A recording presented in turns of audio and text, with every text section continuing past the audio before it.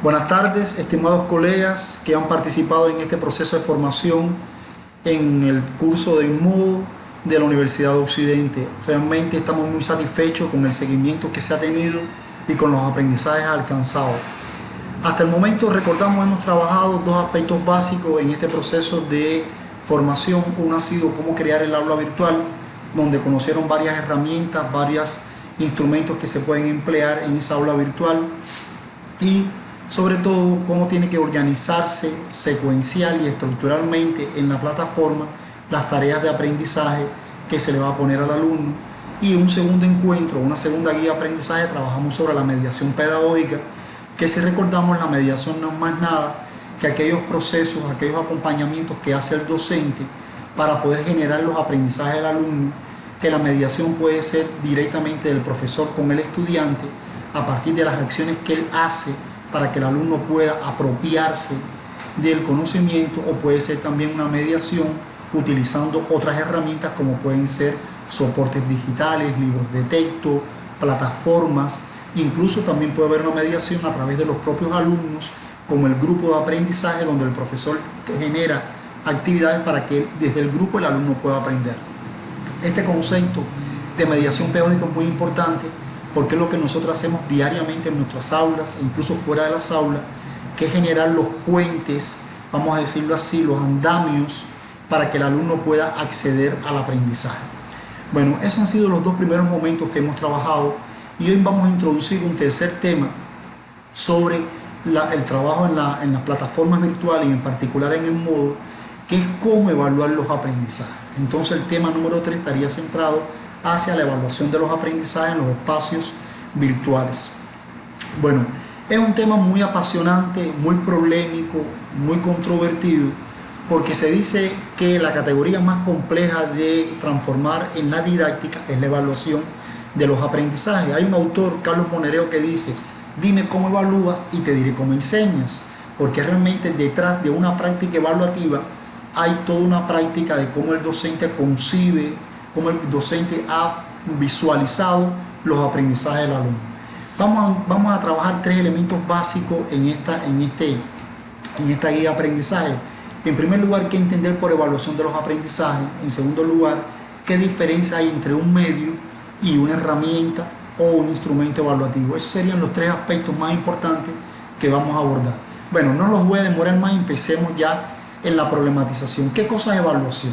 Si ustedes entran ahora mismo y googlean qué cosa es evaluación de los aprendizajes, se van a encontrar indistintamente muchos conceptos, pero vamos a asumir un concepto básico sobre lo que maneja la doctora Valenzuela sobre lo que es evaluación de los aprendizajes. Dice la doctora Valenzuela que evaluar no es más nada que un proceso sistemático de búsqueda y recogida de información y valoración sobre los aprendizajes del alumno, pero lo más importante que dice esta autora, para tomar decisiones orientadas hacia la mejora.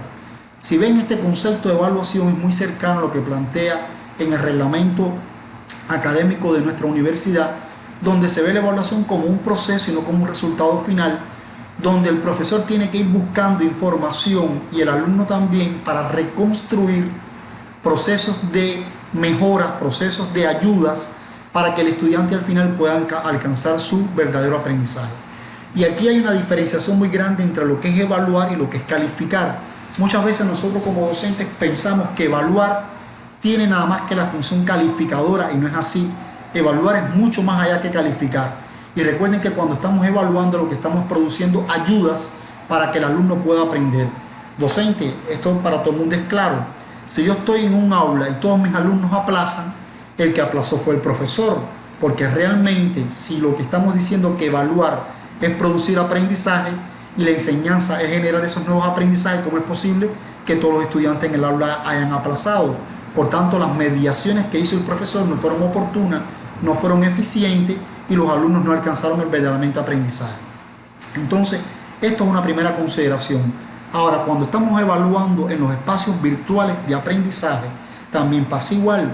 Aquí es una evaluación interactiva, mediada por una tecnología, pero donde el docente también tiene que tener en cuenta los ritmos, la evolución o el proceso que ha tenido el alumno a lo largo de toda su cadena de aprendizaje. Ahora, ¿qué elementos tiene en cuenta el profesor a la hora de evaluar? Bueno, hay muchos aspectos que tiene que tener en cuenta. Y aquí se empieza a hablar de tipologías de evaluación. Se dice que hay una evaluación diagnóstica, una evaluación sumativa y una evaluación formativa. La evaluación diagnóstica es aquella evaluación donde el profesor parte de los conocimientos previos o del inicio de una unidad temática o de cualquier proceso y sondea, analiza, valora cuál es el nivel de desarrollo que tiene el grupo y los estudiantes para poder orientar el aprendizaje. Por eso se llama evaluación diagnóstica, porque es una evaluación que lo que va a buscar cómo se va a codirigir o dirigir también, digo codirigir, porque interviene también el alumno en este proceso, la toma de decisiones que se van a seguir. Explico. Si me doy cuenta que mi grupo tiene dificultades en una habilidad o un determinado conocimiento, como profesor, ¿qué tengo que hacer yo? Tengo que crear determinados mecanismos para que los alumnos realmente esas lagunas, que muchas veces son océanos, realmente le permitan poder cubrirlas, las nuevas habilidades o los nuevos conocimientos que tiene que hacer. Yo no puedo llevar el programa de la mano, sino tengo que diagnosticar los ritmos que van teniendo los alumnos. Esa es una evaluación diagnóstica. La evaluación sumativa, como su nombre le indica, es una evaluación que va siendo acumulada por parte del profesor los resultados que va teniendo el alumno y por eso va sumando. Esta evaluación es importante, pero no es la más importante. Se dice que la evaluación más importante es la evaluación formativa, porque la evaluación formativa está orientada al proceso, a la mejora, donde el estudiante pueda retroalimentarse cómo va avanzando en su proceso de aprendizaje, donde el profesor, aunque está haciendo una evaluación sumativa, se da cuenta que el alumno pueda mejorar, le puede dar el alcance para que lo haga. Es una evaluación orientada más a proceso.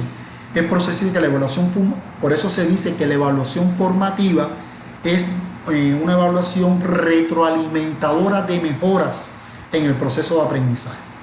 Bueno, ya tenemos claro qué cosa es evaluación y qué cosas son las tipologías de evaluación. En los espacios virtuales también se tienen que aplicar evaluaciones formativas, evaluaciones sumativas y evaluaciones diagnósticas. ¿Cómo lo hago? Bueno, cuando voy a comenzar mis encuentros o cuando vaya a subir la guía de aprendizaje, yo siempre debo tener claro cómo el alumno ha avanzado con respecto a las demandas que le he puesto.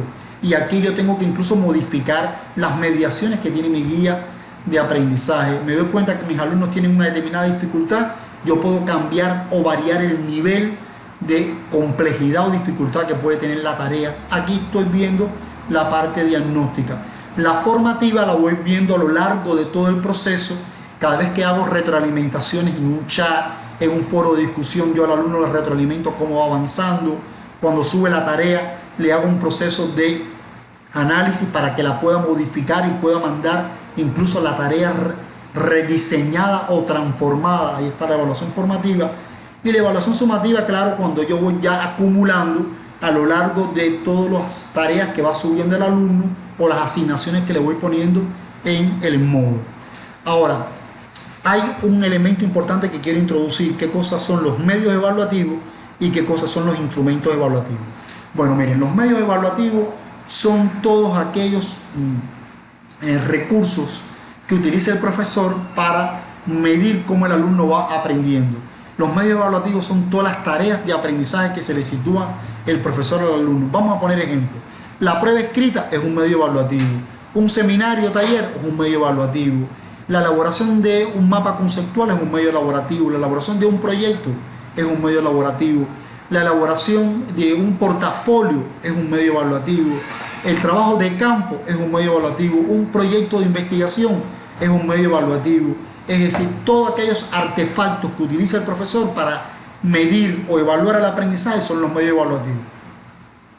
¿Qué cosas son los instrumentos evaluativos? Los instrumentos evaluativos son aquellos soportes donde se apoya el profesor e incluso también el alumno para poder medir, para poder analizar cómo se generó el aprendizaje en el proceso de sus medios de evaluación. Es decir, son aquellos recursos que utiliza el profesor para poder dar una calificación a los medios de evaluación.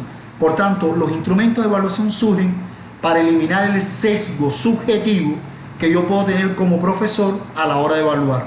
Recuerden que la evaluación es muy subjetiva y por eso aparecen las herramientas o los instrumentos evaluativos para que el profesor se separe de ese sesgo de evaluación o de su subjetividad. ¿Cuáles son los instrumentos de evaluación que se pueden utilizar? Hay muchos. Está la escala. Bueno, una escala es muy sencilla, donde el profesor pondera en una escala que puede ser de alcanzado hasta no alcanzado, o puede ser con un valor cuantitativo de 100, de 80 o 60, y en una escala evalúa el nivel que el alumno se vio en una determinada tarea. Las escalas se utilizan con mucho nivel de rapidez, sobre todo cuando estamos en una clase práctica, en un seminario, o cuando se quiere evaluar una escala valorativa de nivel de responsabilidad. Yo le puedo poner de responsabilidad alta, responsabilidad media o responsabilidad baja en una escala para que el alumno se pueda evaluar. Esa es muy sencilla y ustedes están habituados a utilizar las escalas. Hay otro instrumento sencillo que son las listas de cotejo, como su palabra lo dice.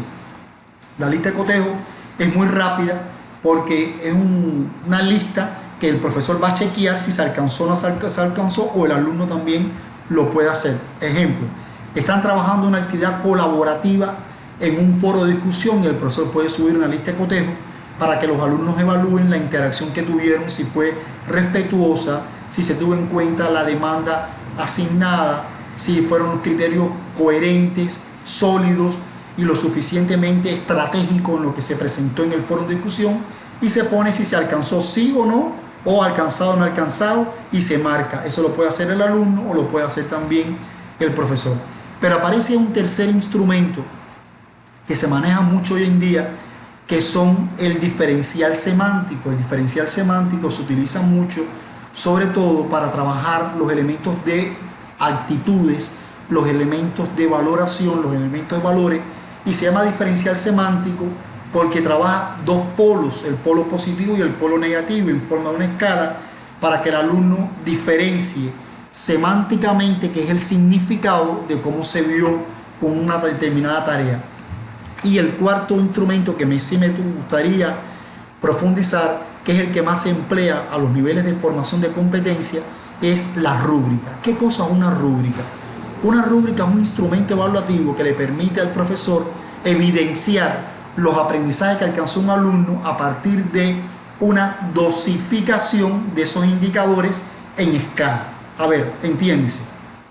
Una rúbrica integra la escala, integra la lista de cotejo también, porque lo maneja de una manera más global.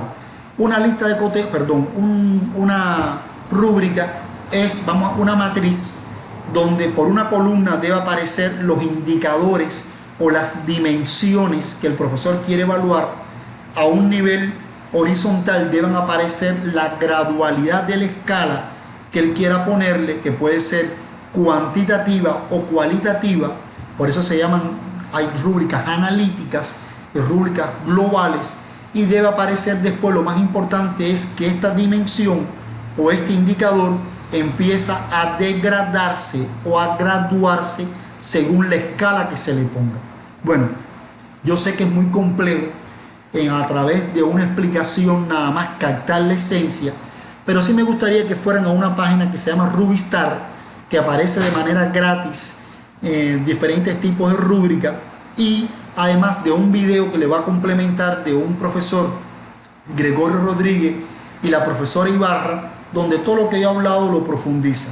Realmente es un video muy corto lo que quería trabajar con ustedes para motivarlos a que vayan a la tarea de aprendizaje, donde van a tener un material de estudio donde aparece explicado todos estos elementos de la rúbrica, las listas de cotejo, qué cosa es la evaluación, los diferentes tipos de evaluación, y además se van a acercar al video para que puedan tener una aproximación, vamos a decir, paralela a lo que yo le he presentado.